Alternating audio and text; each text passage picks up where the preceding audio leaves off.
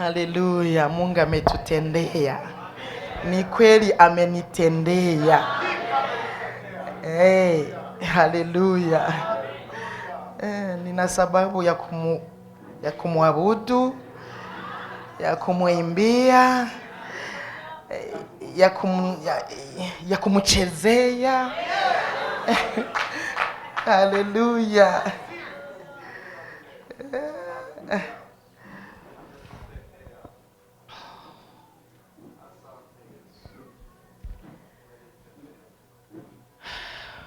Ndabagumbiriye mwese mu izina rya Yesu Kristo.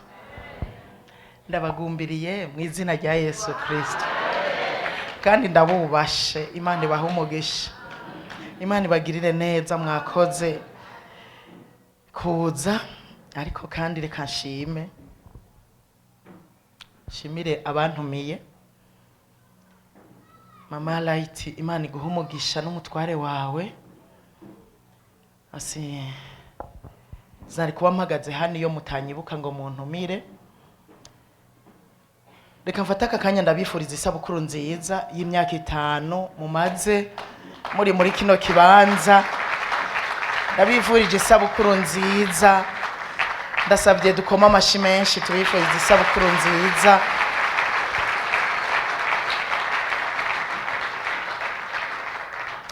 Ndabakeje cyane bivuye ku mutima.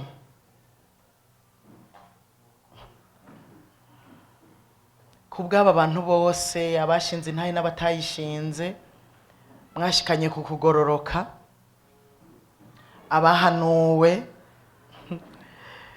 abiruwe, abatabawe n'ijambo, abakize ingwara, abashigikiwe mu buryo bugaragara n'ibindi bitandukanye. Ndabakeje cyane. Kandi namwe ndabakeje cyane. Turabakeje gose kuko mwaronse akaryo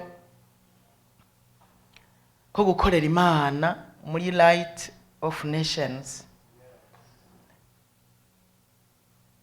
Turabakeje kuronka ukorera Imana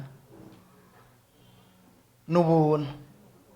Burya muri iyo mihana hashobora kuba hariho abantu bashoboye kuvugira Imana ariko batagira aho bavugira. Kuba rero mwararonse aho muvugira Imana, aho mukorera Imana, turabakeje cyane.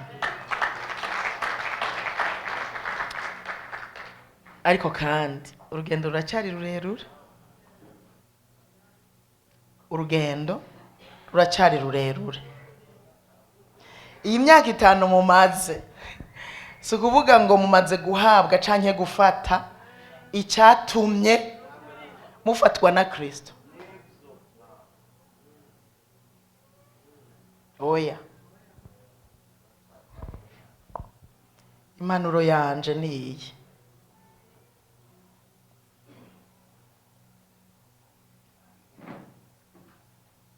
Pawulo yahaye abi Filipi, nanje nivuga ngo mwibagira ibiri inyuma, mwibagira ibyabaye, mwibagira ibitagenze neza, mwibagira uburuhe mwagize, hanyuma mushishikare murabe imbere, mutatambamira iburyo canke ibumoso, mubandanye murabe imbere.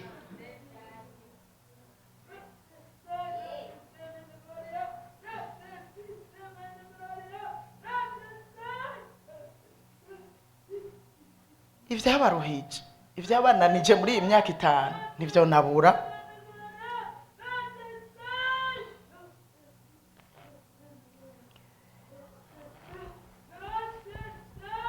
Pawulo yavuze ngo aha mu Bifilipi 3:12, iryo jambo ndabahaye. Naya majambo nyene nariko ndavuga 3:12 ndashikana ku 14, haravuga ngo sukugira ngo mpejeje kubihabwa canke ngo mpejeje gutunganywa gose, nimuhave si ukuvuga ngo muhejeje kubihabwa canke muhejeje gutunganywa gose, oya nakaryo ko gushimira Imana muri iyi myaka 5, ariko hariho ibindi. Ariko ndabandanya kugira ngo mbone gufata kimwe catumye nanje ubwanje mfatwa na Kristo. Bandanya shishikara. 13 bavuga ngo bene data, jeho kubwanje sinibwira yuko maze kugifata, ariko ico nkora niki kimwe gusa, nibagira ibiri inyuma kandi nshingira canke nshishikara ibiri imbere. Iri rero rirakomeye, iri rero rirakomeye, iri rero rirakomeye. Ndasavye unyumvirize version narisomyemwe mu Gifaransa, hanyuma biratomoye cane gusumba uko biri mu Kirundi. Yabivuze neza uyu muntu, yavuze ngo no mes frères. Nimwumvirize Igifaransa, mwumvirize amajambo, ariko naco muzoba mwacumvirije. Non mes frères, je n'ai pas du tout l'impression d'être un homme arrivé entre guillemets. Hein? Non mes frères, je n'ai pas du tout l'impression d'être un homme arrivé. Je ne pense pas avoir achevé la conquête et remporté la victoire. À commencer d'ailleurs. Mais je n'ai qu'une préoccupation. Je n'ai qu'une préoccupation.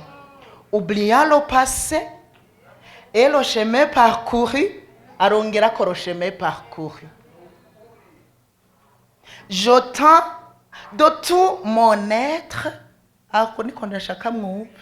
je tends de tout mon être et de toute mon énergie. Je tends de tout mon être et de toute mon énergie. Urumva? Ndabandanya canke ndashishikara n'ubuzima bwanje bwo nibingize vyose n'inguvu zanje zose vers ce qui est devant moi. Aka kantu ndaza kukaguha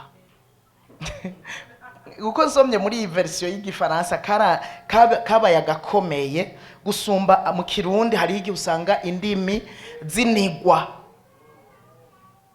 Nkonyemerera nkagasubiramo. Non mes frères, je n'ai pas du tout l'impression d'être un homme arrivé. Je ne pense pas avoir achevé la conquête et remporté la victoire. Mais je n'ai qu'une préoccupation. Double point, oubliant le passé et le chemin parcouru, je tends de tout mon être et de toute mon énergie vers ce qui est devant moi. Murongo wa 14 uvuga ngo mbandaniriza, ariko no kuvuga ngo ndakovya gushikaho dutanguranirwa. Bibiliya ya kera ivuga ngo kumpera, ariko usomye mu Gifaransa ni kumpera, ni kugashimwe, ni kugashimwe, kumpera y'umuhamagaro w'Imana muri Kristo Yesu. Irindi jambo ntoreka kubahanira riri mu Bifilipi 1:27 umurongo wa 30. Havuga ngo ariko kimwe gusa ingeso zanyu zimere nk'uko bibereye ubutumwa bwiza bwa Kristo, kugira ngo nje kubagendera. Yari Pawulo si jewe ngirango. Kugira ngo nje kubagendera canke ntaje numva ibyanyu ko muhagaze mushikamye, mufise imwemi imwe, muhuje umutima mu kugwanira ukwizera ubutumwa bwiza, ko mudakangwa n'abagwanizi canke n'abansi ku kintu na kimwe. Ico kizobera ikimenyetso, ico kizobera abo bariya ikimenyetso cyo guhona, ariko mwebwe icy'agakiza kandi kivuye ku Mana. 29. Kuko icyo mwagabiye ku bwa Kristo atari kumwizera gusa, ariko mwagabiwe no kubabazwa ku bwiwe. Muri ya ntambara mwambonanye kandi mwanyumvanye, tubandanya kugwana. Nicyo gituma ndabasigiye n'iri rivuga ngo yaciye ababwira rero ngo ni Pawulo ati bisigaye rero mwambara ibigwanishwa byose. Oya, yabaje kubabwira muremesherezwe mu mwami no mu bushobozi bwiwe bwinshi. Mwambara ibigwanishwa byose by'Imana kugira ngo mushobore guhagarara mudatsinzwe n'ubugunge bwa wa mugwanizi. Kubw'ibyo mwabire ibigwanishwa byose by'Imana kugira ngo mushobore kudatsindwa ku munsi mubi. Nimuzotsindwe ku munsi mubi, nimwambara ibigwanishwa kandi nimwaheza byose muce muhagarara mushikama. Amen. Ndashize kwa kaburungu.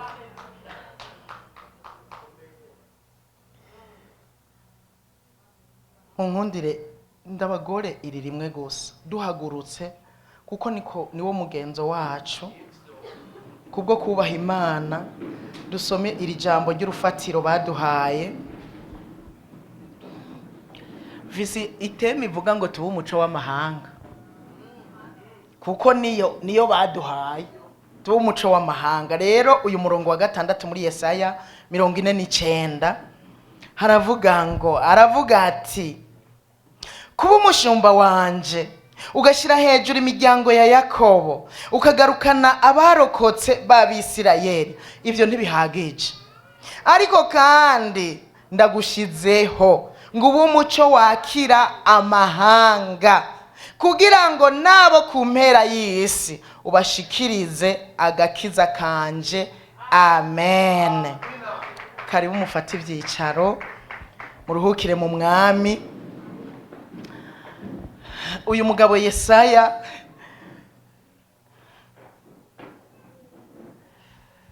uyu muvugishwa n'Imana Yesaya, usomye muri kino gice cya 49 bavugamwo igikorwa Yesu Kristo nka Mesiya, ariwe yita umushumba wiwe cyangwa umushumba w'Uhoraho yaraje gukora. Mu bisanzwe uri kurasoma nibitahuritse neza yuko bariko baravuga Yesu Kristo, ariko hariho n'ahandi ushika ukumva ko ari Yesu Kristo ariko aravugwa. Kandi Yesaya buye yavuze amakuru ya Yesu Kristo ko azoza gucungura isi, yarabivuze ko cyane gose. Imana ishimwe ko Imana ivuga igashitsa. Ivyavugishijwe na Yesaya inyuma y'imyaka myinshi byarashitse. Yesu Kristo aravuka, hanyuma araza gucungura isi, na jewe nawe turimwo. Haleluya.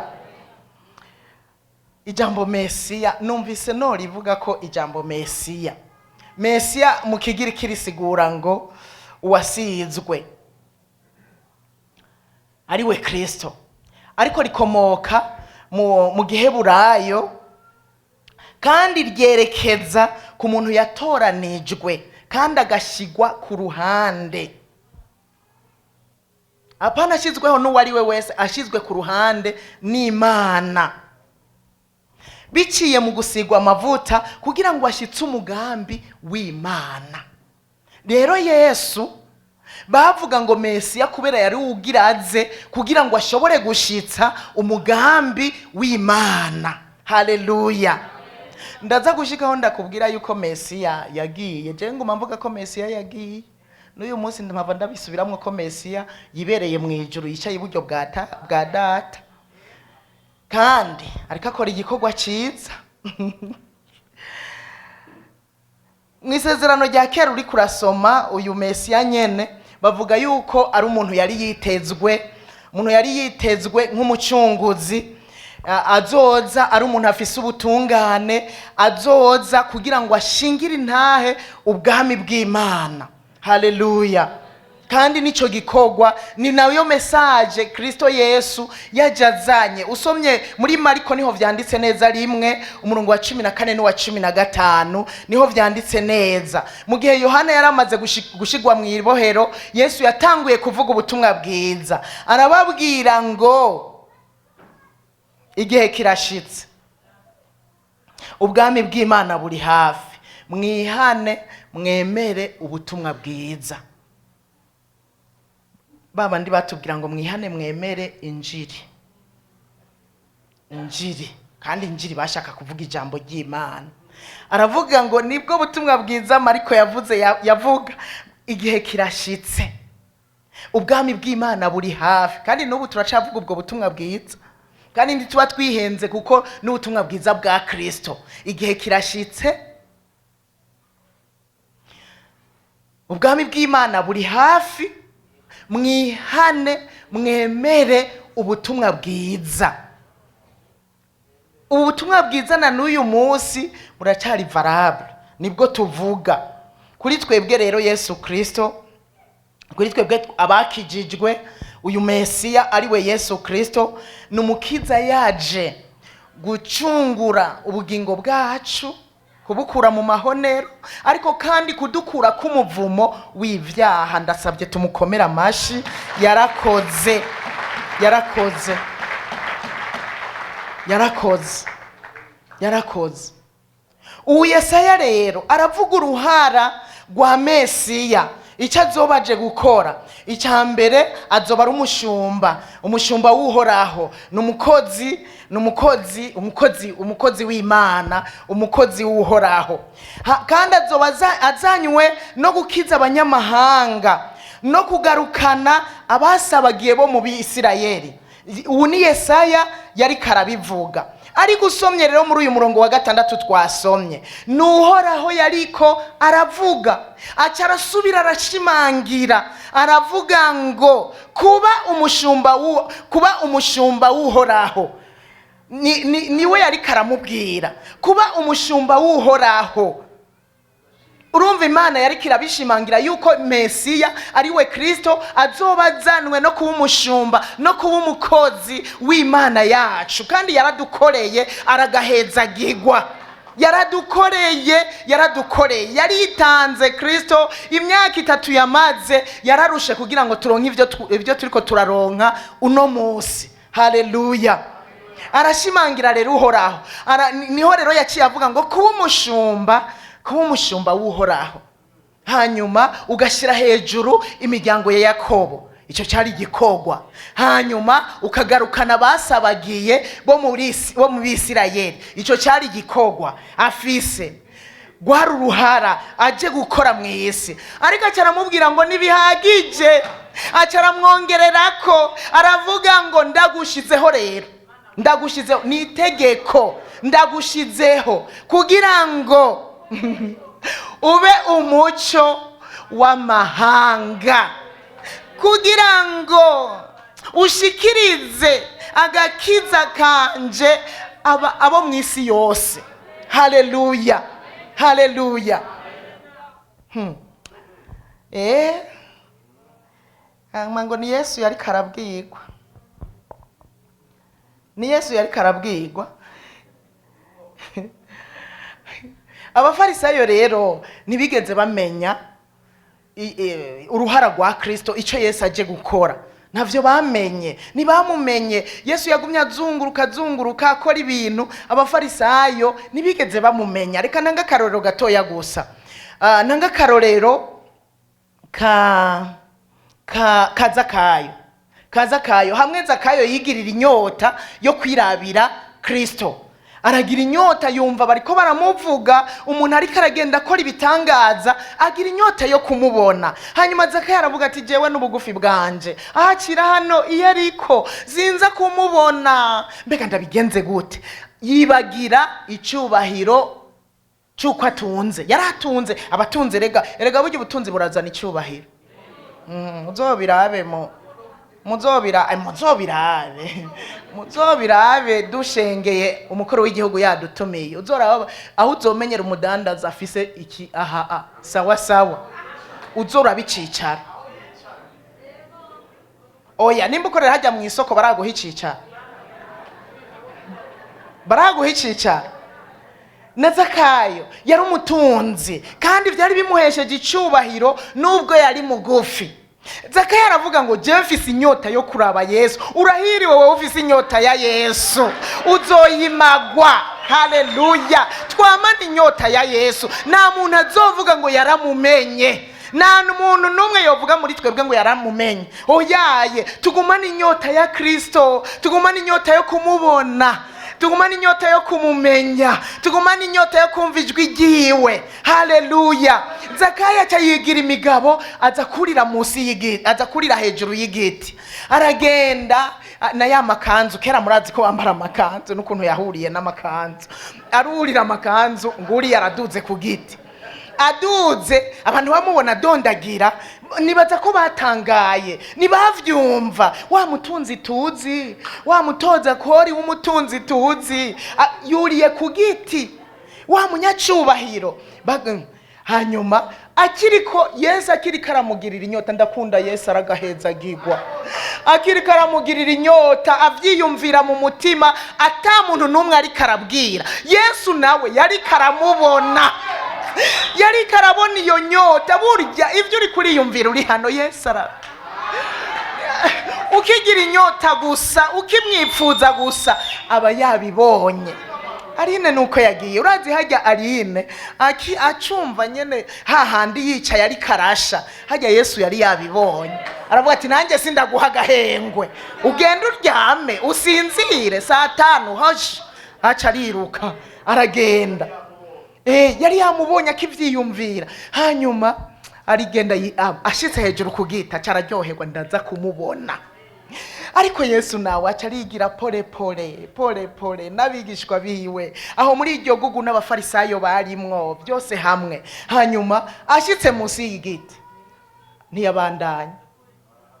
Zakayo nawo bari kumwe yamubwiye ngo Zakayo nguri yari hejuru, nta numwe. Ico nico cemeza ko Yesu akuzi mu izina. Yesu aratuzi mu mazina, arazi izina nakwitiranya n'uwundi. Oya, nico gituma azanya n'umugisha wawe, nakwitiranya n'uwundi, uba ari uwawe, natwitiranya na gatoya. Aravuga ngo Zakayo ururuka, uyu munsi ndamutse ndara iwawe. Muyandi majambo, ko wangiriye inyota sindakurengana, ko wangiriye inyota ndari wawe, ndara muri wewe. Haleluya! Yo, aba bari kumwe barakanguka.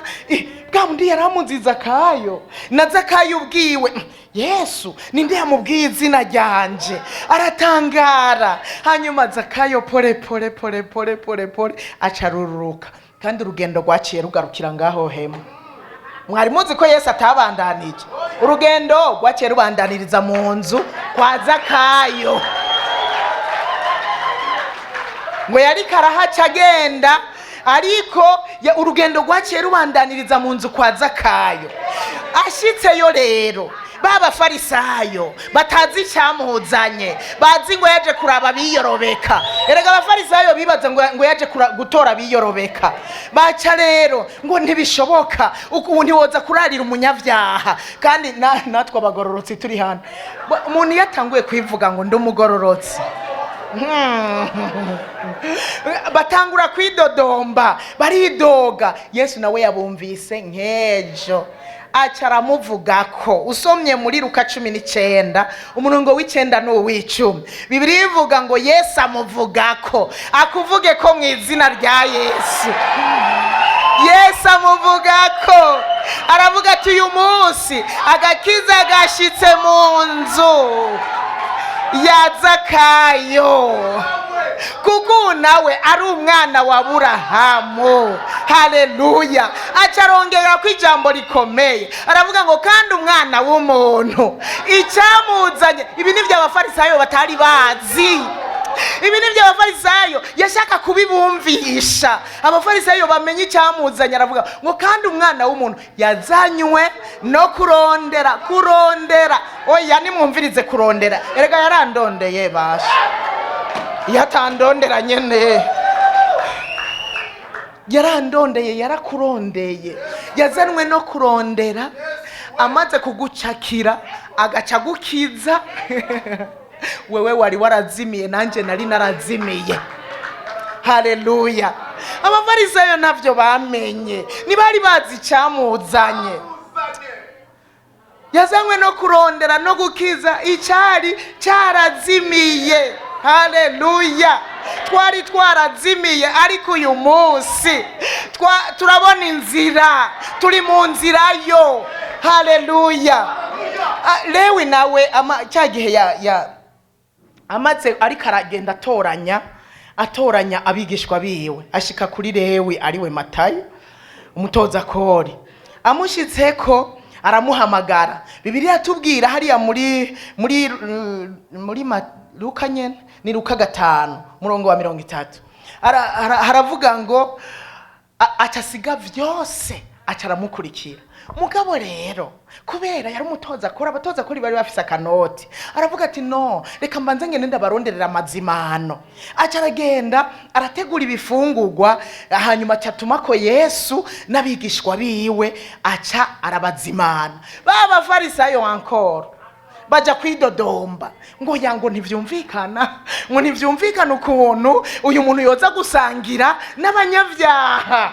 Usomye rero aha muri Luka 5:30 acarabishura muri iyo myidodombo yabo, acarabishura ngo niki gitumye musangira. Oya, abantu bari babatoza baba farisayo ku 31 niho yaciye abishura, arababwira ngo abakomeye ntaco bagombera umuvuzi atarabagwaye. Sinaje guhamagara abagororotsi, ariko naje guhamagara abanyabyaha ngo bihane. Yesu icyamuzanye yaje guhamagara abanyabyaha ngo bihana. Kandi ga mwene data, abanyabyaha baracari benshi, baruzuye aho hanze, mu bahambaye, mu bo hagati, mu boroshe, abanyabyaha baracuzuye. Bisigura ngo igikorwa kiracyahari. Haleluya, haleluya.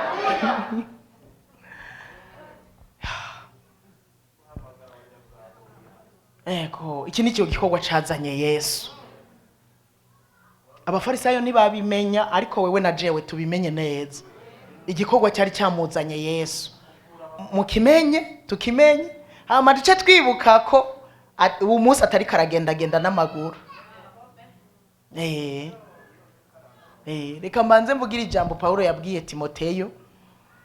Timoteyo mu cyete cya mbere yamwandikiye, igice cya mbere umurongo wa 15. Yaramubwiye ngo iri jambo ni ryo kwizerwa, rikwiye kwemegwa rwose, yuko Kristo yazanwe mu isi. Jaka mwumva ukuntu Paulo yaribwiye Timoteyo, iri jambo ni ryo kwizerwa, rikwiye kwemegwa rwose, yuko Kristo yazanwe mu isi no gukiza abanyavyaha. Muri bonanje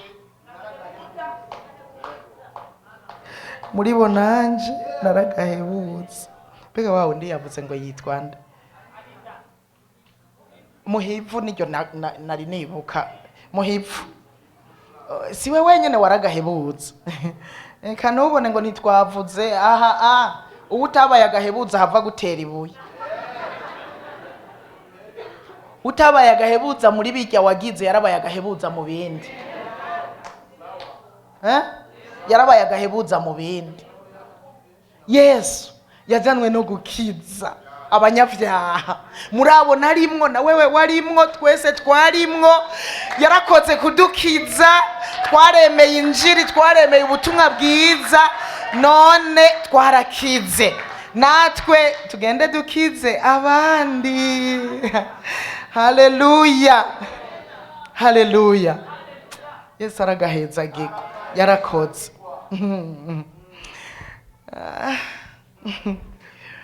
nuko rero nagumye mvuga ngo Kristo yadusigiye igikorwa. Aya majambo ngo ndagushizeho kuba uririmba, jewe naciye mfata kuba mvuga ubutumwa ntibihagije, kuba nitwa pasteur rega sinzoja mu ijuru kubera ndi pasteur, nzoja mu ijuru kubera nakijijwe neza. Kuba ndi pasteur ivyo ntibihagije, kuba uri umuririmbyi ivyo ntibihagije, kuba usenga ivyo ntibihagije, ariko yagushizeho nanje yanshizeho kugira ngo tube umuco w'amahanga. Yadushizeho kugira ngo tube umuco w'amahanga. Bavuze umuco w'amahanga rero twumve gukizwa neza, twumve gukizwa neza, twumve ibikorwa vyiza, twumve ingeso nziza, niho tuzoshikiriza abanyamahanga agakiza, niho tuzokabashikiriza. Kandi burya kuvuga ubutumwa bwiza si ukurinda gutababiza gusemerera, oya, burya ikintu ca mbere kivuga ubutumwa bwiza n'umuntu basa akemera kumubwira akuravya abona iki, uri kukora gute, ingeso zawe zimeze gute. Sinzi umuririmbyi yaririmbye ngo ziramurikira abandi, mbega ingeso zawe ziramurikira abandi. Bavuze kuba umuco w'amahanga si ukuvuga ngo n'amatoroshe dutwara aha ku gahanga, oya, n'ugukizwa neza, n'ukwihana tugahinduka gose, tukihana ibyaha bito bito. Rega iyo tumaze gukizwa ibyaha binini hari igihe dushobozwa kubiheba.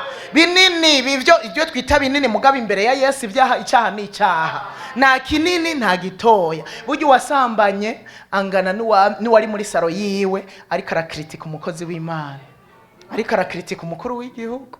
Mbega ko mvuga erega nawe nyene n'umukozi w'Imana.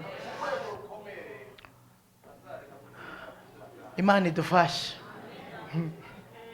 Icyaha ni icyaha.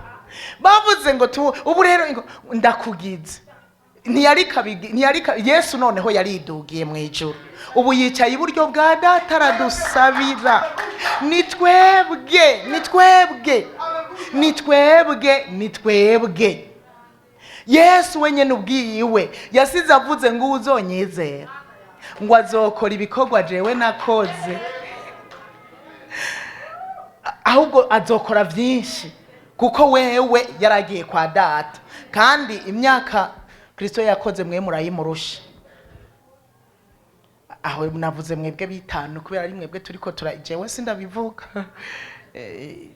Imyaka umaze ukijijwe uri mu gikorwa canke urayimurusha, sinzi.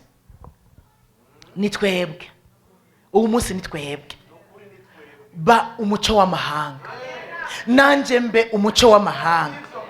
Ivyo bigaragarire muri za ngeso nziza nariko ndavuga. Mbega wifata gute ku kazi? Ku kazi bakuzi nk'umunyangeso nziza, mwisoko bakuzi nk'icitegererezo. Mbega ibikorwa vyiza uri kurakora nibihe? Imana idufashe kuko kumurika irifo ko babona ubudasa, baturavye bakabona ubudasa, bakabona ko dutandukanye n'abandi. Umumama bakabona umumama atandukanye n'abandi bamama, umupapa bakabona umupapa atandukanye n'abandi bamama, mu mvugo, mu nyifato, mu nyambaro. Mbega mu bifata ivyoroshe no mu nyamba baraturaba bakadukura ku mutwe bakadushikana ku birenge, bakaraba idonido.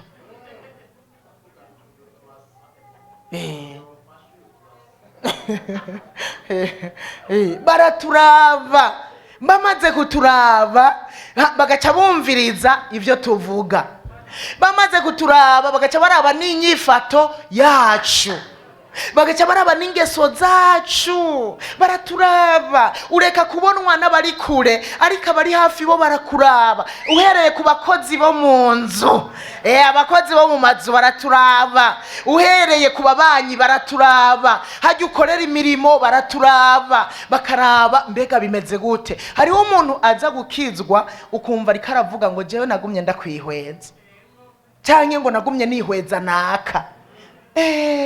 Urumva ntiyavuze ikintu na kimwe, ntiyamubwiye ngo ingo kuri Yesu ngo ngwino ukizwe. Burya abasha imbere yuko tugenda twiruka tubwira ubutumwa bwiza abantu, nimuze tubanze duhinduke gose, tugire n'imitima mishasha, duhinduke gose, hanyuma tuze gutera intambuko. Umuntu yabanje kukuraba akuzi neza, uvuga rimwe akumva kabiri, kandi aca kubanga amatwi gose akavuga ngo reka numvirize ibi bintu byatumye amera uko ameze, bituma asukwasa. Mwari muzi yuko kuba muri Yesu bituma tudasaza? Umuntu abonye udasaza akavuga ngo mbwira ayo makuru rero, mbwira ayo makuru y'ukuntu udasaza kandi tungana. Mwibaza ko dusa nabo tungana? Nidusa nabo tungana muzombaza abo twiganye. Reka ubutari muri Yesu reka nimwibaze ngo nsa gutya kubera ibyo kurya n'ibyo kunywa. Haba namba hariho ababifise mugabo. Reka ni Yesu yangiriye neza, abagenzi yo bambajije nanje nca ndababwira ni Yesu yangiriye neza. Haleluya. Nukuri turafise ntacyo tuziregoza. Hari impamvu dukwiye gukora tugakwiza ubutumwa bwiza, irahari. Twarahawe ubushobozi, gituma yavuze ko tuzokora byinshi. Twebwe twarahawe ubushobozi, kandi yagiye bivuze ati nimutekane mwe gusa, ariko nimwaronka Mpwemu Yera muzoba muhawe ubushobozi. Burya Mpwemu Yera n'ubushobozi butubashisha. Jewe yatabawe ndabarahiye guhagarara aha. Yesu agira neza, aho ubona arabohora.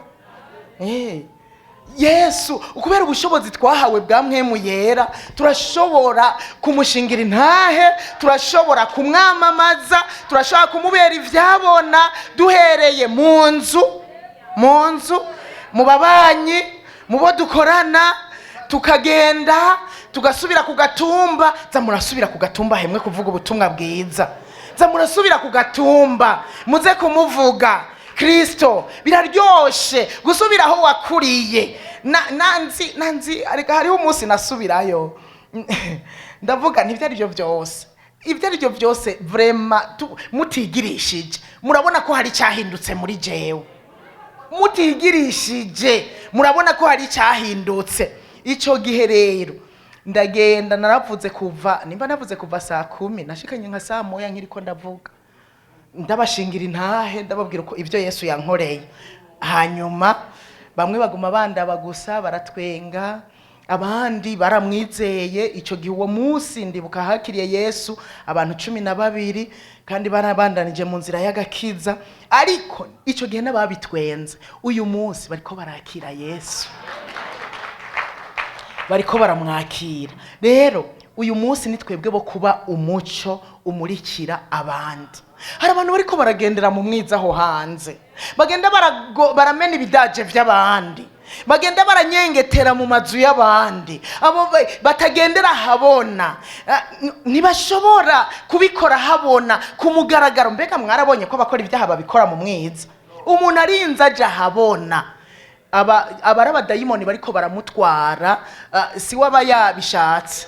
Oya, nta usambanira kwibarabara, bagenda bandi bagahengera mwijoro hatabona. Ujya n'umwiza bariko barakoreramwo. Enda nimuze tumurike abasambanyi babona umuco babuvemwo. Nimuze tumurike abantu bishwe n'akaboregwe bave muri ako kaboregwe bakurikira inzira ya Kristo. Nimuze tumurike. Noneho nta burenganzira dufise bwo gucereza, kubera Yesu yadusigiye igikorwa gikuru, igikorwa gikomeye, igikorwa gihambaye. Aravuga ngo nimugende mu mahanga yose mubwira abaremwe ubutumwa bwiza. Abo yabwiye zari intumwa, ariko murabizi ariko arabasengera yavuze ngo n'abazonyizera ku bwabo burya na wewe wari urimwo. Rero nimuze tugende tuvuge ubutumwa bwiza, ariko bihereye mu ngeso, bihereye mu bikorwa vyiza, bihereye mu gukizwa neza. Ego nukuri burya jewe nk'ubabo twiganye hariho aho bandabira kubera bazi uko naderanja, hariho aho bandabira utujambo navuga ngo ndiko ndabatwenza, bimwe by'ibitwenza bibi.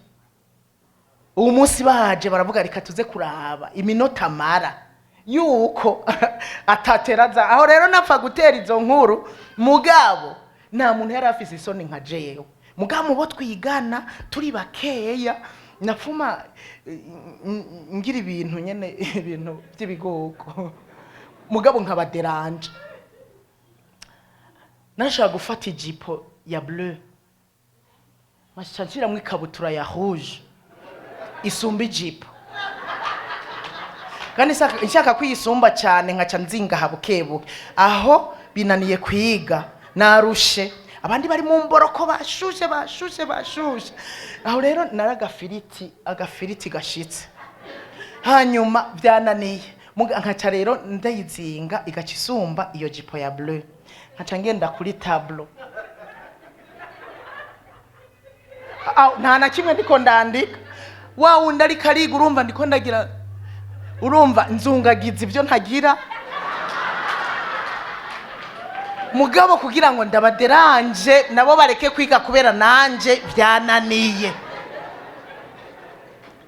N'utundi twishinaza ndagi ubu iyo baje turi kumwe bararaba bakaraba ubudasa na kiriya gihe, hanyuma kugira ngo barabe neza mbega narahindutse, mbega uwo Yesu avuga hari icyo yakoze muri we. Rero bari bakuzi birakwiye ko babona impinduka kabisa, impinduka zigaragare. Hamwe bavuga bati reka nkizwe na naka ndabona ko vyakunze. Rero iki gikorwa gikomeye nituzogishobora bidahereye mu ngeso, bidahereye mu nyifato, bidahereye muri utwo tuntu duto, hanyuma duce duhaguruka tugende tubwire ubutumwa bwiza abandi. Haleluya! Bavuze kuba umuco tubashira ijambo kuko ijambo n'umuco. Haleluya! Ijambo ry'Imana ni itara ritumurikira ku birenge vyacu. Ijambo ry'Imana n'umuco utumurikira mu nzira. Tubashira ijambo ry'ubugingo. Mbega tuzobashira iki? Ijambo riri muri twebwe, tuzobashira iki? Nivyo navyo tuvyibaze. Ndafise ijambo iminsi maze nk'ijijwe, ndafise ijambo kuko ritegezwa kuba muri twebwe rigwiriye. Nivyo Paulo yaguma hanura amashengero, mugira ijambo rigwiriye muri mwebwe kugira ngo tugire ico tubashira abandi. Mbega umuntu aguhwikiye wo mubwira iki? Jewe ikintu cyambere cyatumye numva nkunze abakizwa amajambo bavuga. Naravuga mbega aya majambo y'Imana bayakurahe? Ayo majambo, ubwo bujambo baguma bavuga ngo handitswe ngo naka yavuze ngo iri jambo ngo handitswe, bayakura he? Ayo majambo mwumva barahiriwe, mwumva n'abantu b'abanyabwenge, mwumva kugira bashobore kugira amajambo bayagumye muri bo bigenda gute? Numva ico kiriko kiramfata, kiriko kirankwega. Rero ufise iki muri wewe? Uzogenda utwaye iki? Erega ijambo ribanza kumurikira wewe, rimaze kukumurikira nawe ugaca ugenda ukamurikira abandi. Haleluya! Reka rero ijambo ry'Imana ari ryo tara, ari wo muco, ribe muri twebwe rigwiriye, hama tugende dushitse igikorwa nico yadusigiye. Nukuri naho nasomye ngo muzoce mugenda muririmbe, ibi nibidufasha gusa. Niyigeze abasigira igikorwa gikomeye ngo muzoririmbe cyane, oya ngo muzosenge cyane. Ibi nibidufasha, bindi yarabidusabye nabyo kubikora, ariko igikorwa gikomeye kiza imbere y'ibindi no kuvuga ubutumwa bwiza. Duhereye Yerusalemu tukaca tugenda Yudaya, Samariya, gushika no ku mpera y'isi. Haleluya! amarezo sosiyo niyo ashikana ubutumwa bwiza uyu munsi. Erega wahora umengo ibi byo kumpera y'isi uyu munsi murabizi ko twahawe rezo sosiyo kugira tuvuge ubutumwa bwiza. Abo kumpera y'isi bashikirwe, none turiko turabikora. Hariho umuntu wo kumpera y'isi hariya yambwiye ngo yafashe ingingo arakizwa kubera ubutumwa bwiza agenda yumviriza gusa kuri rezo sosiyo atigeze aja mu rusengero. Hanyuma araza arakira Yesu nk'umwami n'umukiza. Akibibwira ababigishwa nk'ibisoma cyangwa nawe ubisoma wamengo ivyo gushika ku mpera y'isi navyo noshobora. Turanashikayo mu buryo bwo gusengera bariya bo ku mpera y'isi. Turabasengera kugira ngo Kristo Yesu abakoreko, ijambo ry'Imana ribashikeko. Hariya abamizurima hariya mwari muzi yuko hari abantu bakizwa bakaguma bambaye ijiri babo kugira ngo bikingire bariho baguma hariya. Rero hariho ibihugu bigoye, abantu tubasengeye bazogenda bavuga ubutumwa bwiza buke bagende barakizwa. Uzoba wakoze igikorwa cyo gushikana ubutumwa bwiza kure. Umuco wawe uzoba uri kuragera kure biciye mu masengesho ubasengera. Ni kangahe usengera bari ku mpera z'isi kugira ngo nabo bashikirwe n'ubutumwa bwiza. Rezo sosiyo uyishira mwiki si nkuru cyewe ngija kuri rezo sosiyo sha abajene ndongoye barantwenze baranantuma kw'intumwa ngo murabwira mama ngo vyo bavyiza ngo ibintu byo kuri TikTok, ibintu byo kuri Facebook, umu VIP nibamenye ico twavuganye n'Imana. Ngo mbega nawe ngo ashaka kuronga indera. Sinarinzi ko biriko n'amahera, ndababwije ukuri jewe natanguye ntazi ko biriko amahera. Ngo none nawe ngo agiye kurondera ngo umu VIP nkujya ngo agiye kurondera ubufaranga ngo kuri YouTube ngo kuri TikTok ngo agiye ngo mutubwirire vraiment ibi bintu abireke byo kuri TikTok ntezevu. Ni muzi ico ngiye gukorayo. Nukuri jewe kugira ngo ntangure nukuri narumvise nyene ko nanje none narasimba urumva nubwo ntariko narasimba nkaja kuraba ndavye nkasanga umukozi w'Imana avuze akajambo ntibari bwabe na benshi, avuze akajambo k'Imana kakamfasha. Uwundi nkasanga akaririmbo karamfashije, abandi bakavuga ntibyari bwagwire nkuno munsi. Ndavuga nti none jeho umunsi bakugurura Facebook bakansangako ndiko ndababwira ijambo ry'Imana niryo bafasha, reka ntangure. Nimuze tuzikoreshe dushikane ubutumwa bwiza ku mpera. Ubu niyo mwaya ihari yo kuvuga ubutumwa bwiza bugashika ku mpera z'isi dukoresheje aya marezo sosiyo. Tutayakoresheje abandi bazoyakoresha mu gushirako ibitagira ikimazi. Barabishirako bitagira ikimazi, twebwe tuyakoreshe kugira ngo dushireko ivy'ikimazi. Haleluya, haleluya. Muze tuba umuco umurikira amahanga, muze tuba umuco umurikira abandi, ibikorwa vyiza dukora bimurikira abandi. Nukuri nagira ndakubwire ngo nukuri naho wowe ufise isoni mbasi gira ingeso nziza, basi kora ibikorwa vyiza. Nagira ndakubwire ngo uzobwira ubutumwa bwiza abantu utiri urasaragara, ivyo bizoza mu nyuma ariko wagize ingeso nziza. Haleluya. Rya jambo nabasomera ryavuze ngo iki rimwe Pawulo yabasomera yababwira bajya abantu b'i Filipi ngo ingeso zanyu zibe izibereye ubutumwa bwiza. Hamwe n'ivyo, hamwe no kuba muri ko murakorera Imana, hamwe no kuba mwitwa ni nako yavuze ngo kuba uri kurura umushumba wanje ivyo no sifipa. Kuba uri kurashira hejuru abiwanyu ba umuryango wa Yakobo, Abisirayeli basabagiye babandi bo umuryango wiwanyu biwacu babandi nibihagije. Reka turengane tuje hariya muri bariya barushe baremerewe, natwe twari turushe murabizi ko twabwiwe n'abandi. Tugende natwe bariya abantu barushe tubamurikire baze kuri Kristo kugira ngo nabo baruhuke. Nta mwizungana kuba yo ewe ari ndagusuhuje ndagusuhuje jewe ndashima Imana ko ntapfakaye ngo bantware mu rukiko, ariko Imana ishimwe hajya no kubera utari ufise Kristo. Imana ishimwe ubu ko wahavuye ugira Kristo. Nagumye ndakwiyumvira ukuntu warushe kijya gihe, wararushe, waramerewe nabi, wararushe. Nagumye ndakwiyumvira. Imana ishimwe ko utabipfiriyemwo, ariko yahavuye ikakuzura ukaba muzima. Haleluya, ubandanye urugendo. Haleluya. N'abapfakazi barakorera Imana, barakorera Imana.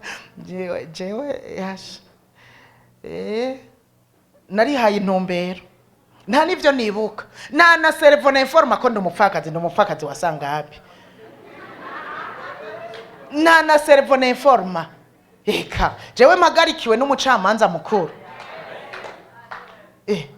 Erega twakunze kuvuga ngo n'umugabo w'abapfakazi bunarabihevye, na hamwe Bibiliya narasomye narayiparkuye kubera byari bindaba, na hamwe bavuga ngo n'umugabo w'abapfakazi ntituzona bisubira.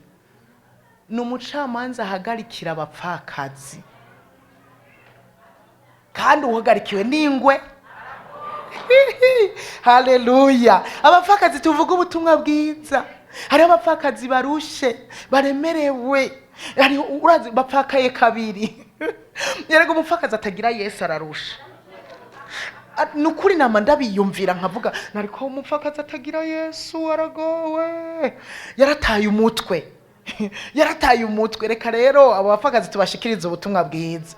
N'abandi sibo bonyene tubwira ubutumwa bwiza. Abarushe ni benshi, mu gwaruka hari abarushe, mu batunzi hari abarushe, hari abanyacubahiro barushe, hari abatunzi barushe, hari kugira ubukene hoho no kugogwa kangahe, hari abaruhijwe n'ubukene, bari mu mwiza kubera bawujanwemwo n'ubukene, bica biraba bibi kuruta. Nimuze duhaguruke basha, duhaguruke tumurikira abandi, tubabwira ubutumwa bwiza bw'ubwami, nabo baruhuke. Umuririmbyi yavuze ngo ubonye Yesu amaze kugukiza niwigungana ivyo yagukoreye. Babwire ko umukiza wawe nawe ari uwabo, kandi ubasengere nk'uko nawe wasengewe. Haleluya. Nimuze duhaguruke. Ntaco urakora, nanje ntaco ndakora, ivyo ndabibabwiye. Ntaco turakora, ntituravuga ubutumwa bwiza. Umaze kuzana kuri Kristo bangahe?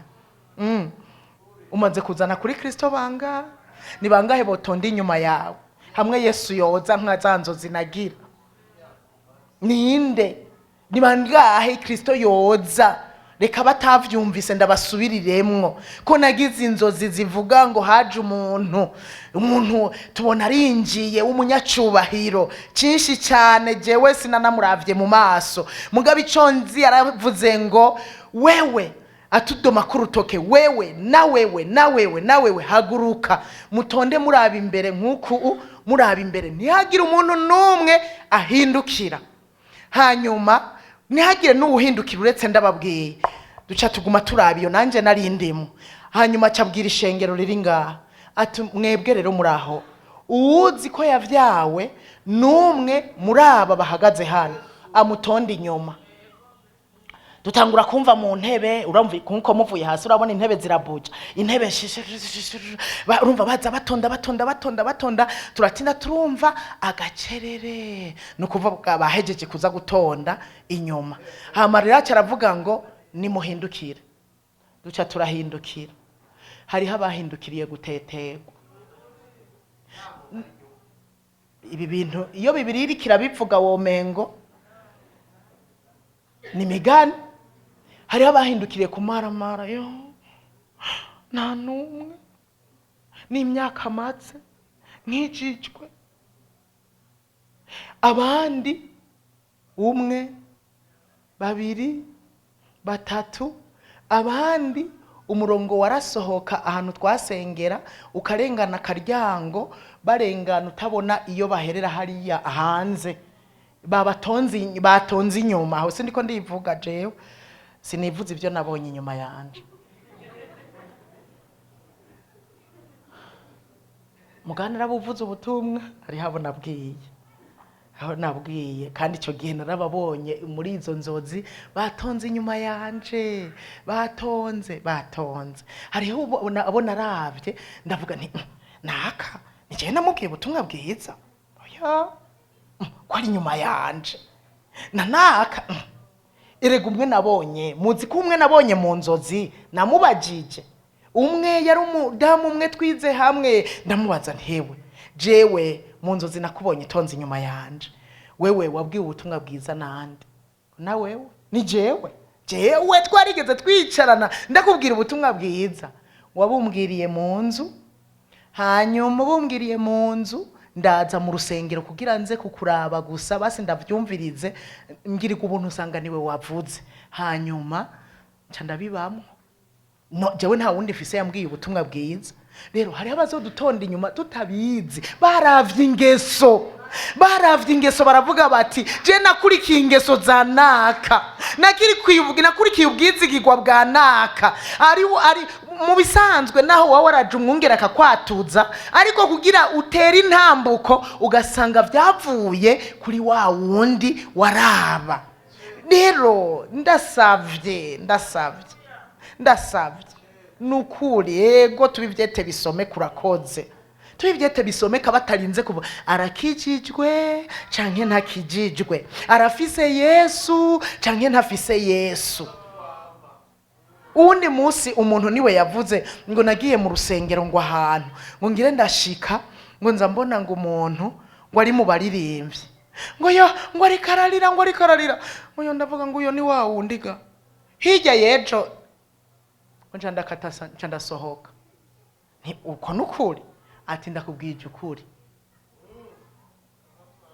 ngo acarakata acarasohoka ndavuga nti nk'uwo muntu urumva amuharuwe koko yamusubije inyuma aho uko amuharugwa ko nk'uwamuzanye kuri Kristo nituzoharugwe kubo twasubije inyuma ariko duharugwe ko abo twazanye imbere abo twateje intambwe muri Kristo Yesu abo twashikanye kukugororoka abaribo tuzoharugwako kandi ibi nukuri biraturaba twese kuvuga ubutumwa bwiza si ivy'abavuga butumwa oya ni vya twese subira inyuma ubwira abavyeyi ego bashobora kudakizwa ejo canke hirya yejo bikanka urashaka kumaze kumubwira incuro 10 bikanka nka jewe papa narakizwa ariko ndumva ataco niyagiriza kuko narakoze ico nategerezwa gukora abo tuvukana narababwiye ubutumwa bwiza ubu naco niyagiriza ngo numve wewe sinzi kurabikora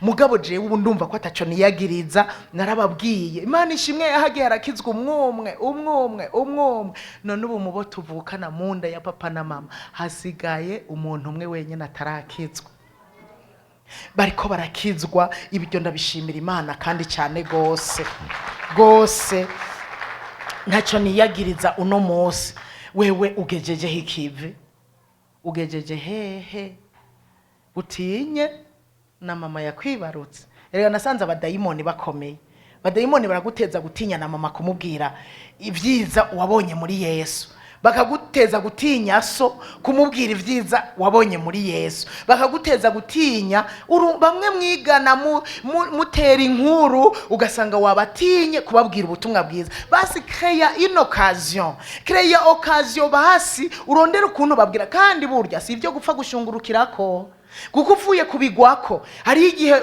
ahubwo muvana babizinutswe rondera karyo pore ukuntu bigenza ubashingira intahe muri iyo ntaho uzura kagobekamo erega karajamwo ukuntu ijambo ryagutabaye ryagukijije uzura kagobekamo karajamwo kandi ugasanga birabagiriye ikimazi ndasavye duhaguruke tubu muco nitwebwe muco murikira amahanga nitwebwe twovuga ngo twarakijijwe ninde mwabonye iyo domikitara agaca ryubika kw'igisimba Yesu yasize avuze ngo muri umuco wisi muri n'umunyu wisi uburyohe butegerezwa kubaho duherereye kubera twebwe abantu bakamurikirwa bakabona iyo baja kubera twebwe aho ugejeje ikivi sindahazi na twebwe abapastori na jewe nama nibwira erega na twebwe abapastori guhagarara hatuvuga ubutumwa bwiza ntibihagije vuga tuza turafronta abantu individuellement tukababwira tukavuga ubutumwa hamwe, numva ko namuvyaye jewe nyene.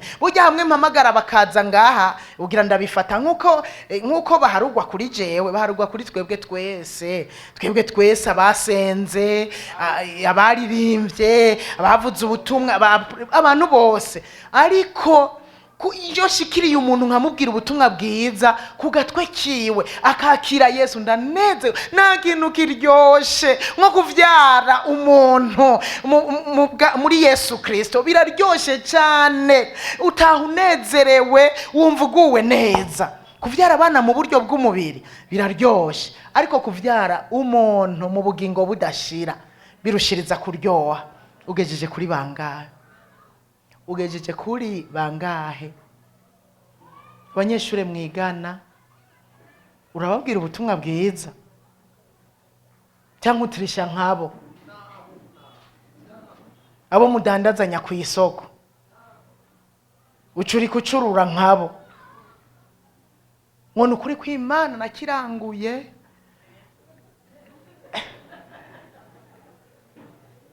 oyavugisha ukuri, nakiranguye aya jewe ni wanguriraya nzoba nungutsaye. Erega kunguka, arazi gutegerezwa kunguka. Jewe nakiranguye 1000, umpaye 1300 nzoba nungutsa 300. Uvugisha ukuri, kandi ni wavugisha ukuri uzosanga bigenze neza gusumba abariko barabesha. Ugejeje he igikogwa gikuburu gikomeye gihambaye Kristo yadusigiye? Tuzotanga raporo nitwashika mwijuru, tuzobazwa. Kandi rero iciza cyavyo nibizohereraho ngo bashikanye benshi kukugororoka bazokwagaga nk'inyenyeri. Haleluya! Erega bazobihembegwa. Hari ibitsibo tuzokwambikwa kubera abo twashikanye kukugororoka vya kake. Erega bavuze ngo tuzokwakaka nk'inyenyeri, nibitsibo bizoba biriko izahabu bazotwambika, hanyuma bakurabe wakwamviye we wavuze ubutumwa bwiza. Erega turabihembegwa, tukiri no ngaha turabihembegwa. Ndasavye tuvuga ubutumwa bwiza, tumurikira abandi. Ni wewe muco w'amahanga. Nzozere ndakubwira ko ari wewe muco w'amahanga. Ni wewe muco, saba barayiti gusa, saba barayiti bonyene, twese turi umuco w'amahanga. Ndasavye aho warugejeje wongera ugire evaluation, aho warugejeje kumurikira abantu, aho warugejeje kubwira ubutumwa bwiza abantu, habe evaluation muri uno mugoroba, hanyuma tugende dutangure bishasha. Kandi ibi bintu birakomeye muri iyi minsi. Amajambo Imana imaze iminsi tuzanira nzasanga ari amajambo adusaba kukizwa neza, adusaba kwihana neza, ubutagira ikimazi, bitagira ikimazi tugatandukana navyo. Nukugira ngo twihane neza, duce tuba umuco umurikira abandi baze kuri Kristo kubera baravye ingeso nziza ziri kuri twebwe. Ego Petero niwe yavyanditse, aravuga ngo mugire ingeso nziza mu mahanga. Hariya mu gice cya 2, mu cete cya mbere mu gice cya 2 umurongo wa 12 arababwira ngo mugire ingeso nziza mu mahanga.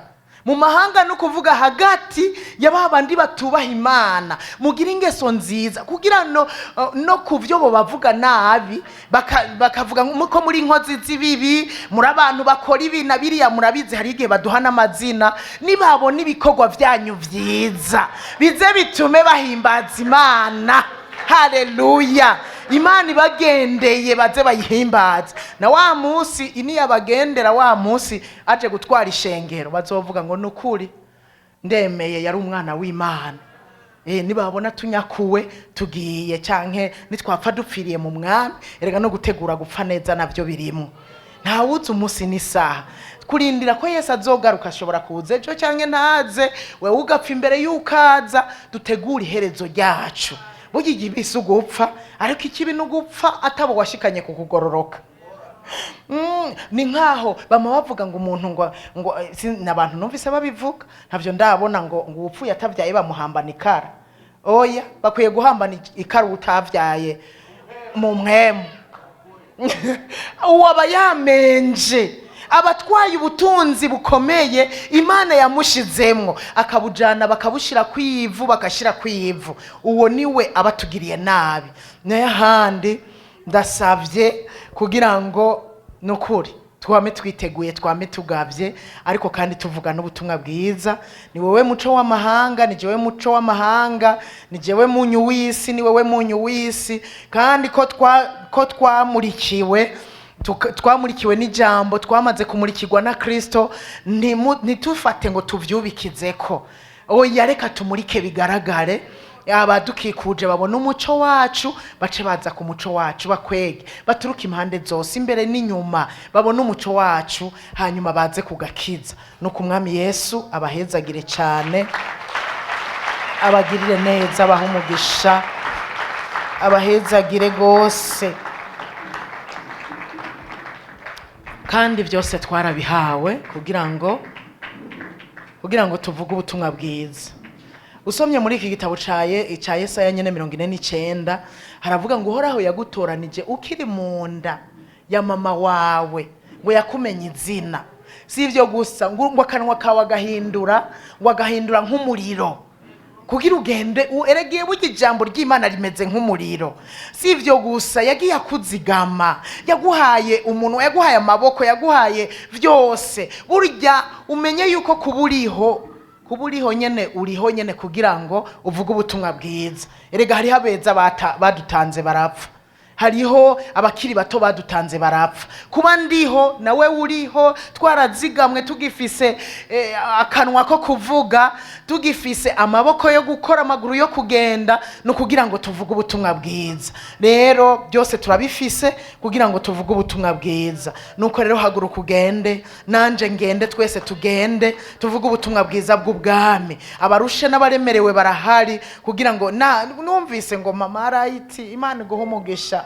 Urumva we inyuma yawe hatonze benshi cyane, urumva ko waramurikiwe, hanyuma nabura bamurikira baraza ku muco uri muri wewe. Natwe tugende tugira uko, kandi ivyo umaze gukora nibihagije. Ushobora kuba hari abo wabwiye ubutumwa bwiza wibaza ngo warahejeje, cyangwa wibaza ngo baraheze. Nibarahera, reka tubandanye tuvuge, reka tubandanye twamamaza ubutumwa bwiza. Rero reka duhumirize amaso yacu dusenge. Ariko ubutarakira Yesu wewe niwe mperako. Hoba hari umuntu hano atarakira Yesu? Yoba hari gahemwa atarakira Yesu ngo umuco umurasire muri uno mugoroba? Urahari ngo uduze ikiganza umuntu yoba yaje kuri uno mugoroba atarakira Yesu?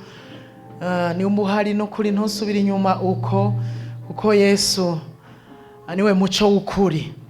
Niwe muco w'ukuri wavuye mu ijuru kugira abari mu isi bamurikirwe, abari mu mwijima mubi babonye umuco utangaje. Kristo Yesu amaze gushika mu isi. Uwo buhari utarakira Yesu cyangwa wabivuyemo? Erego ushobora kuba uhari warabivuyemwo, waravyigezemwo. Na wewe turagukeneye kugira ngo usubire utangure urugendo. Karibu nshuti, karibu cyane,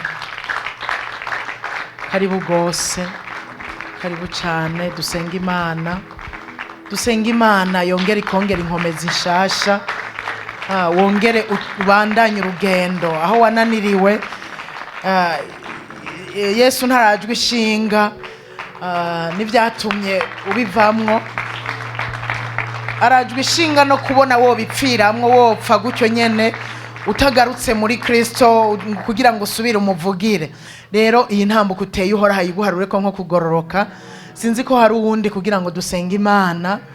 Nukuri karibu. Nibiteye isoni kwemanga ati burya jewe narinza nabihevye, narinza nabivuyemwo. Nibiteye isoni na gatoya. Nimba uhari tera intambuko. Haleluya. Yesu aguhezagire cyane gose, Yesu aguha umugisha mwinshi, aguhezagire cyane. Karibu nukuri, karibu cyane. Yesu abahezagire gose. Kaze gose, kaze. Yesu abaha umugisha mwinshi, abagirire neza, mugize neza, mumaramaje Satani n'abakozi biwe. Uyu mugoroba muramukojeje isoni, aramaramaye. Inambuko muteye arakozwe n'isoni mu izina rya Yesu. Haleluya. Nawe ntuhave utinya amaso y'abantu, nuhamva utinya amaso y'abantu utera intambuko, nimba hari ibyakugoye ugasanga nyene ntukibihagazemwo, ugasanga nyene ni bya basitu by'idini. Idini riragahera, idini ritandukanye no gukizwa, idini riragahera. Kandi reka ndabibutsa ikintu imbere yuko dusengera aba, yuko Yesu yadutumye guhindura amahanga yose abigishwa. Ntiyadutumye kuyahindura abakristo, yadutumye kubahindura abigishwa.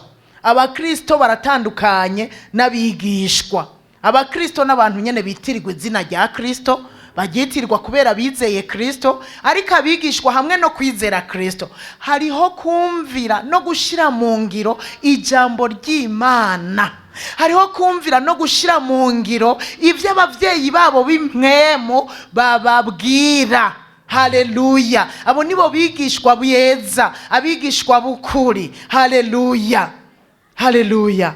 Imana rero ibaha umugisha, mubakomera amashaba abantu bamara amaje satani n'abadayimoni biwe. Haleluya.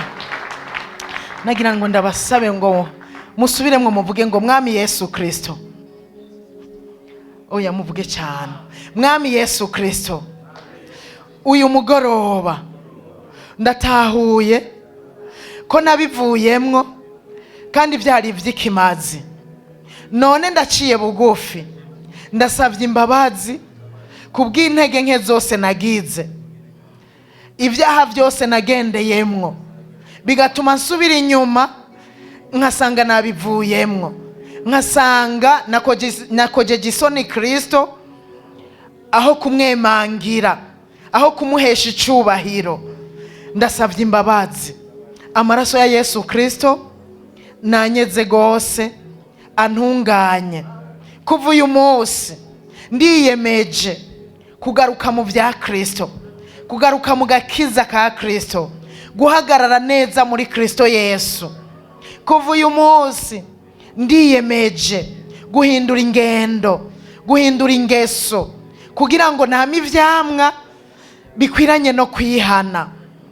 Kuva uyu munsi ndiyemeje hamwe no kwama ivyamwa kugenda mvugira Kristo.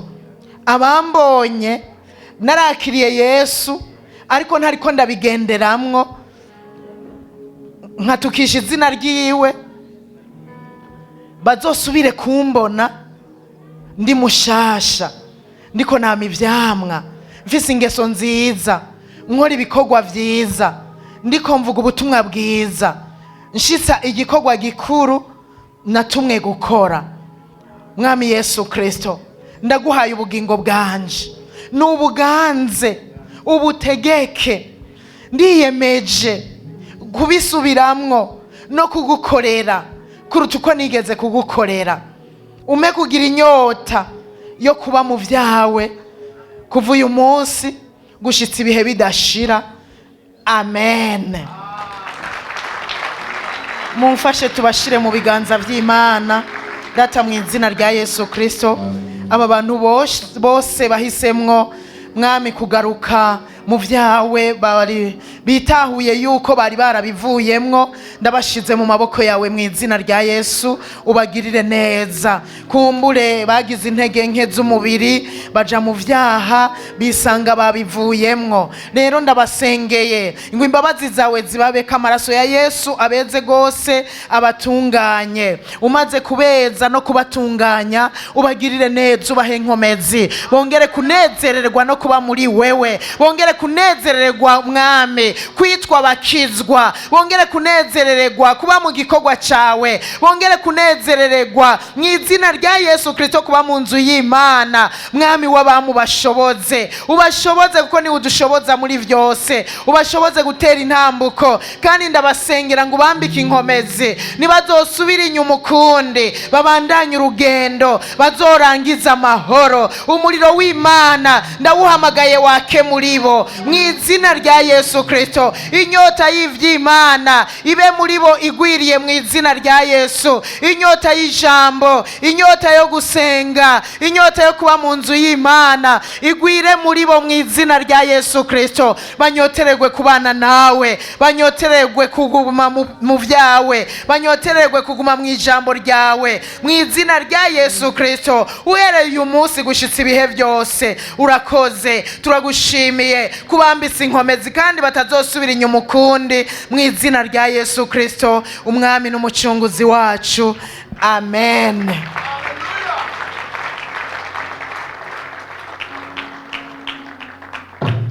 Sinzi ukuntu babafasha, ngira barabafasha kugira ngo mushobore kubandanya urugendo amahoro. Reka natwe twisengere. Navuze ngo twiyevariwe muri uyu mugoroba.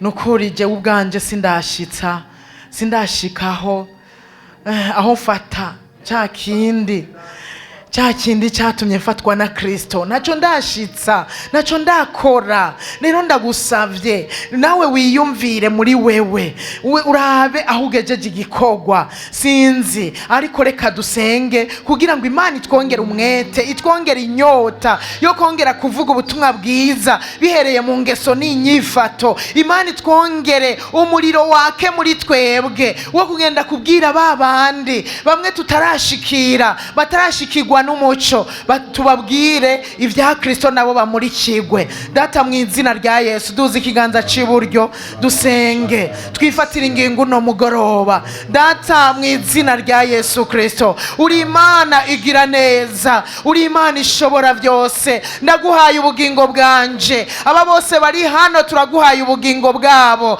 mu izina rya Yesu Kristo. Ubagirire neza mwami, ikiganza cyawe uhoraho kibane nabo. Mwami w'abami, wadutumye kuvuga ubutumwa bwiza mu mahanga, wadutumye ngo tube umuco. Uhoraho, aho twagiye tutamurikira abandi utubabarire mu izina rya Yesu Kristo. Ariko kuva uno munsi umuntu wese yifatira ingingo yo kumurikira abandi, umuntu wese yifatira ingingo mu izina rya Yesu Kristo yo kugenda avuga ubutumwa bwiza. Hari benshi bari mu mwiza, hari benshi barushe baremerewe, abo bazozananwa na twebwe, sabandi ni twebwe nyene. Rero kubw'ivyo mu izina rya Yesu, ego harabo maze kutubwira, ariko ivyo ntibihagije. Kuririmba ntibihagije, kuba ndi umwongere ntibihagije, gusenga ntibihagije, ariko reka duhaguruke tugende tuvuga ubutumwa bwiza, abenshi bakizwe mu izina rya Yesu. Tubashikane kukugororoka, kuko tuzona bihembegwa. Uzoba ukoze cyane mwami. N'umunezero kubwira ubutumwa bwiza abantu bagakizwa, n'umunezero gukura abantu mu mwiza bakaza ku muco. Biraryoshe iyo umuntu avuye mu bumara yakaza ku muco, avuye mu kaboregwa akaza ku muco, avuye mu busuma akaza ku muco, avuye mu kuraguza akaza ku muco. Biraryoshe, biraryoshe. Reka twese duhaguruke n'umwete n'ishaka, inyota ibe muri twebwe yo kuvuga ubutumwa bwiza mu izina rya Yesu Kristo, kugira ngo mwami abenshi bamurikirwe, abenshi babone umuco, hanyuma bakire Yesu. Bakire Yesu, bace mu nzira, inzira izobashikana kwa data. Urakoze mwami, urakoze. Turagushimiye kugiye kudushoboza kongera guhaguruka mu izina rya Yesu, tukakuvuga tukakwamamaza hose mu izina rya Yesu Kristo. Urakoze mwami. Reka sabe mungire Olivier nawaze asenge. Datugira neza, uragahezagirwa. Hari umuntu ngira nsengere, twisunze ubutumwa bukomeye ijuru riheje kutuvugisha. Ngira nsengere umuntu avuye ngaho avuga ngo ndafashe icyemezo cyo kudasubira guceceka. Ndabizi ko bitaba byorosha, ariko ngira ndagusengere kugira ubushizi bw'amanga, kubahuka, gushira amanga ugashingira intahe icagutabaye. Kubwira ubutumwa abantu ntibikeneye kuvuga amaverse biblique maremare, ukeneye kuvuga ico wakorewe. Bwira abantu ko Yesu yagukunze udakunzwe, shingira intahe ico wabonye. Petero na Yohana barababwiye ngo baceceke kuvuga uwo mwami. Bishura abafarisayo n'abasadukayo babashize mu ikombe, barababwira ati nukuri nimba bikwiriye kubumvira mwebwe tukabirutisha kumvira Imana ni mu bitandukanye, ariko tweho ntidushobora kureka kuvuga uwo twiboneye n'amaso yacu tukamwikorera ko. Ndashaka gusengana n'umuntu avuga ngo ngiye kubaha ukamvuga ineza y'Imana, ngomba kuba icyabona gishingira intahe Kristo. Bene data, uyu munsi turiko turabura ubushizi bw'amanga bwo kubaha umukorege wawe kubera uzi ingeso ufise. Yesu yaravuze ngo nimubareke bazobamenyera kuvyo bama, ivyamwa vyawe nivyo biduhesha ubushizi bw'amanga.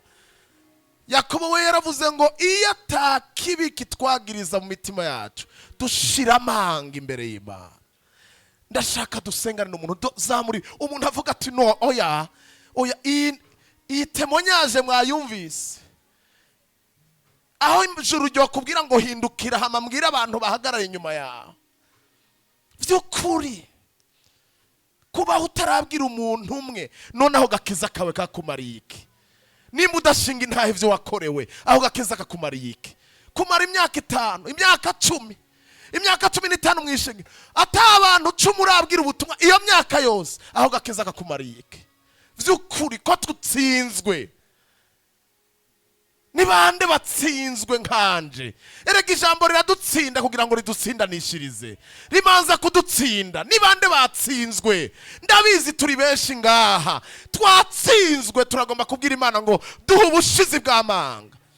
Hari abantu babayeho menga baracarindiriye muhemu yera.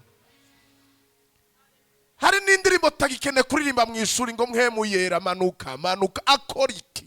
Aba muri twebwe ntaza kabushungwe. Mwisezerano rya kera niho yaza kabushungwe. Uyu munsi muhemu yera aba muri twebwe, yaraduhaye ubushizi bw'amanga. Muzohabwa ubushobozi muhemu yera niyabazako. Muzombera ivyabo navyo kushingira intahe. Ndagomba kumushingira intahe. Ndashaka dusenga ubwira Imana ngo Mana nukuri mbabarira. Imyaka maze mwishengera ata muntu ndabwira ubutumwa. Abantu dukorana ku kazi, ariko urashaka kumubwira ngo Yesu aragukunda ukaraceceka. Nimwumvise ingene Pastor Nadine yaguma abwira uyu mudamu atavyumva, amusuzugura muga akamubwira ati Imana iragukunda. Imana nivyo vyamukweze munywa bimuzamwo. Ndashaka muse izo stati zanyu mushira ku imikeke, izo stati mushira ku inyama. Wo kwandika ko Yesu agukunda ntibihagije. Wo kwandika uraza abantu bagukurikirana kuri stati bamwe murabwa n'abantu 500. Wo kwandika ngo nawe yo kugirira neza, yarangire neza nawe yo kugirira neza. Nimuvuga ubutumwa ashoboka hose. Data mwiza, turaje nk'abatsindwa imbere yawe. Ijambo riradutsinze uyu mugoroba. Turatsinzwe. Twahamagariwe kuba umuco w'amahanga, twahamagariwe kuba umunyu w'isi, gutanga uburyohe, ariko nitwe tubisha, nitwebwe tugaragaza umwijima kandi abantu bakeneye umuco. Turabatsindwa rino rujoro. Ndumutsindwa, uyu mupapa n'umutsindwa, uyu mumama n'umutsindwa, uyu musore n'umutsindwa, iyi nkumi n'umutsindwa. Turabatsindwa imbere yawe Mana. Nta kindi gikorwa wadutumye atari kuvuga ubutumwa bwiza. Twaragiye turiyugaranira muri izi mpome, twiyugaranira muri aya masengero, muri ibi bizu, twibagira misiyo nyamukuru, misiyo principale waturunga, icyo wadutumye nyamukuru. Ibiri ivuga ngo Petero yaravuze ngo Imana ngo ntabwo itebeje isezerano nkuko bamwe bavyibaza, ngo ari kwiroreye ko abantu bose aho bari hose bihana. None bazokwihana gute uwo batabwiwe? Bazohindukira uwo batabwiwe gute? Tutagiye kuvuga ahandi Yesu nawe aravuga ngo ivyimbugwa ni vyinshi ariko abimbuzi ni bakeya. Dufise ubushizi, turasavye ubushizi. Mana ndasavye ubushizi bw'amahanga, ndasavye kwemanga, turasavye Mana, turakwinginze. Twumvise turabagogwa, twumvise turabantu ataco mu gihe tutariko turavuga ubutumwa bwiza. Pawulo yaravuze ngo ntavuze ubutumwa bwiza nobona ibara, ngo ariko iyo ndabikoze neza ndageregwa, iyo ndabikoze ndabikunze ndahembwa. Iyo tutavuze ubutumwa bwiza tubona ibara. Ndabarungitse bene data, nukuri nubwo ndiko ndavuga muri rusange kugira ndagutera intege, twebwe twama mwibarabara, jewe ndabuvuga sinceceka, uwo duhuye mba ndamuhaye. Ubutumwa bwiza nibuntera isoni, kuko nzi ko buzanira uwizeye wese gutabarwa, buzanira uwizeye wese agakiza. Turatsinzwe rero Mana, duha ubushizi bw'amanga ku kazi, duha ubushizi bw'amanga ku ishuri, duha ubushizi bw'amanga. Ndakwinginze Mana, nshoboza Mana guteranura akanwa kanje mvuge haramasapria dofe. Bibiri ivuga ngo kuko twizera nico gituma tuvuga. Mbega twizera iki? Turakeneye kuvuga, turakeneye kwatura, turakeneye kwamamaza. Umwami wacu yatugiriye neza. Mwami Yesu, turisengeye, turasavye ubutabazi, cyane cyane turasavye imbabazi. Iyi minsi ine tugiye kumara hano kuri kino gicaniro, haba impinduka Mana, nivyo twasengeye. Iyi teme umusavyikazi wawe yashizeho irakomeye, kuba umuco w'amahanga. Udutabare twumva ubutumwa bwiza, hama dusohoke ngaha turi bishirira, dusohoke ngaha turi miriro, dusohoke ngaha Mwami tugiye guhindura imitima ya benshi muri iki gisagara cha Gitega, Ngozi, Rutana, Makamba, hose Mwami uturungike tugenda kwimbura, tugenda kwimbura Mwami. Duhindura ibikoresho vyawe mu gihe gisa niki. Nutebeje isezerano nkuko bamwe bavyibaza, ariko urarindiriye Olivier, urarindiriye Suzanne, urarindiriye Claudine, urarindiriye Mwami Claude, urarindiriye Nicola, urarindiriye Bucumi, urarindiriye Mwami abahaguruka kugira ngo ubakoreshe mu gihe gisa niki. Ndi hano. Umaze gucisha ikara ku munwa wa Yesaya, waravuze itangazo rikomeye, uravuga ngo ndatuma nde, kubera yari yacishijwe ikara ku munwa. Aravuga ngo ntuma ndi hano, tuma jewe ndi hano, ndungika jewe. Ndashaka nawe ubwira Imana rino joro ati ntuma nanje Mana, nkoresha nanje, ngira igikoresho cawe kugira ngo izina ryawe rikomeze guhabwa icubahiro. Uragahezagirwa, duhezagiye mama Mwami, ahezagiye imitima yacu yakoreshejwe nawe, imitima yacu yafashijwe, imitima yacu yacumiswe n'ijambo ryawe. Igihe cyose ubutumwa bwiza bukwiye kuducumita, tugakoma induru tuvuga ngo dukora iki, dukora iki Mana. Ariko ico gukora twacumvise, uduhe kuba abumva iryo jambo barikora, ntituba baryumva gusa twihenda. Izina ryawe rihabwa icubahiro, uragahezagirwa. Uyu munsi ubaye udasanzwe, umunsi wa mbere ubaye udasanzwe Mana. Twiteze ko n'iyindi minsi itatu imbere yacu turi bubone ubwiza bwawe kurushiriza. Icubahiro cyose tumukomera amashyi Umwami wacu, aragahezagirwa, aragahezagirwa ibihe byose. Tumwongera amashyi menshi, aragahezagirwa.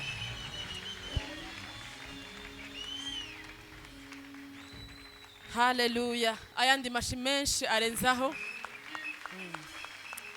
Dukomera amashi menshi cyane Umwami wacu, kandi dukomera amashi menshi umuvyeyi wacu aje kutugaburira. Tumukomera amashi menshi cyane. Haleluya. Turarangije amakoraniro uyu munsi kuwa kane, ariho twatanguye igikorane.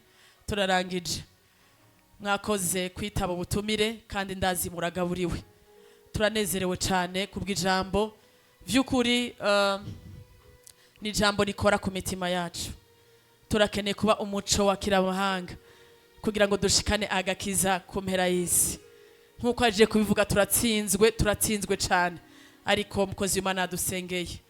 Rero turarangije, tuzogaruka ejo isaha 11 z'umugoroba. Dusubire twitabe, dusubire twige, nta kindi Imana yaduhamagariye. Turi kuri teme ivuga ngo twahamagariwe kuba umuco wa kiramahanga. Reka rero mugire umugoroba mwiza, ariko imbere ya vyose mubanze murindire abavyeyi babanze barengane. bahejeje namwe murataha turabiteze ejo dusubire tube ku birenge by'umwami umwami Yesu abaha umugisha